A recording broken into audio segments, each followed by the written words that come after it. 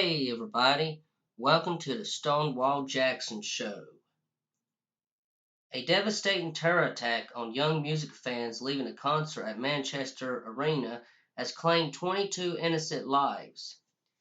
Police today confirmed that children are among those who were killed when a suicide bomber detonated a device in a foyer at the venue. Thousands of fans were streaming out of the concert by U.S. singer Ariana Grande when the blast exploded shortly after 10:30 p.m. on Monday night. Witnesses described scenes of absolute carnage as concert goers fled in terror. 19 innocent concert goers were killed at the arena and 3 died from their injuries in a hospital. A further 59 people are being treated for their injuries at 8 hospitals across the region. The Manchester Arena atrocity is the worst terror attack in the UK since the 2005 London bombings and has been met with shock and revulsion around the globe. Prime Minister Theresa May condemned the appalling terrorist attack, and campaigning in the general election has been halted immediately by all parties. The newly elected mayor of Greater Manchester, Andy Berman, said the city was facing its darkest day and added this was an evil act. Around 21,000 fans were in the arena for the sell-out concert by 23-year-old singer Ariana Grande, a former children's TV star. Many of the audience were schoolgirls accompanied by their parents or teenagers who were being collected at the end of the show to be taken home. Eyewitnesses saw dozens of bloodied concert goers struggling to leave the venue, many supporting the wounded and with their clothes torn and ripped due to the explosion. Jane Pearson, 46, a high school English language mentor from Chatterton, had gone to the concert with her daughter, Rachel, 21, and said the arena was packed full of young children. She said, "It's the worst kind of people who could even consider doing something like this." Details of the terror attack were revealed this morning by the Chief Constable of Greater Manchester Police, Ian Hopkins. He said, "This has been the most horrific incident we have had to face in the Greater Manchester, and one we all hoped we would never see." Families and many young people were out to enjoy a concert at the Manchester Arena and have lost their lives. More than 400 police officers were mobilized in response to the attack. The focus of the investigation will be to track down anyone who may have helped the suicide bomber prepare the attack, Mr. Hopkins added. "We have been treating this as a terrorist incident, and we believe that while the attack last night was conducted by one man, the priority is to establish if he was acting alone or as a part of a network." The terrorist attacker died at the arena, and Mr. Hopkins said that he was carrying what police believe was an improvised explosive device. A large police cordon has been put in place around the Manchester Arena and Victoria train station, which will remain closed while forensics officers examine the scene. Mr. Hopkins added, Terrorists attempt to disrupt our lives and create distrust and fear in communities. We have a long history in Greater Manchester of communities staying together during difficult times. In the coming days, we will be working closely with community leaders to address any issues. It is important that we all continue to remain vigilant, but also to go about our daily lives.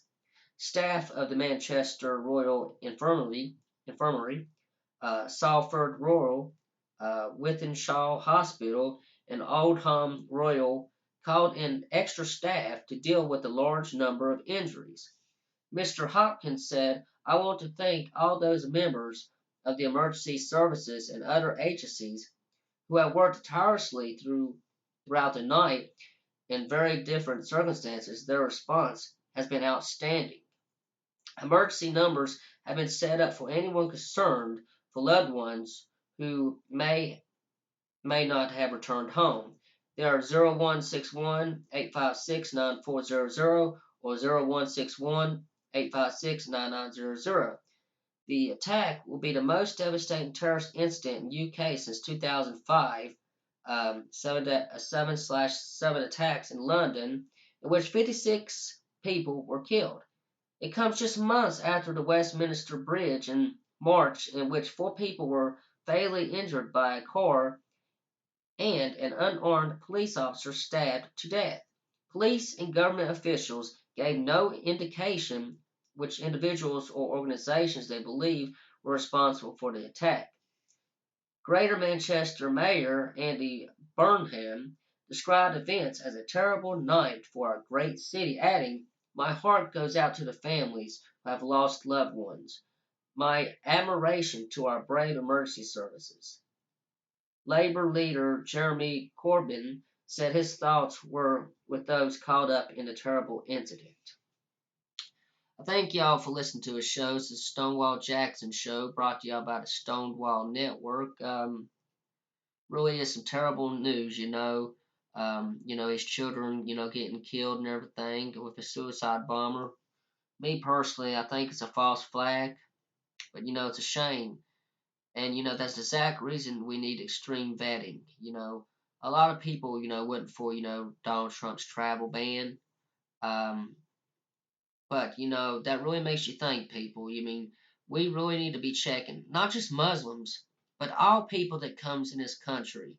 We got to make sure that none of these people coming in here are working for terrorists, regardless if they're Muslim or whatever. It's not.